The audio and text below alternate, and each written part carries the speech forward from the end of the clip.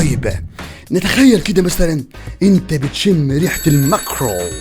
الماكرول، السمك الماكرول بيسموه بالمصري مكاريل.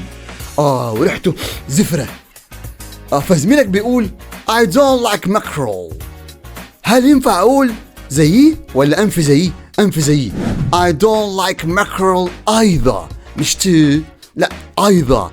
ايضا وكأنها ايضا. تاني بيقول لك زميلك اف I don't like mackerel، انت هتقول I don't like mackerel ايضا. either او ايضا هتقولها either يكثر استعمالها في امريكا.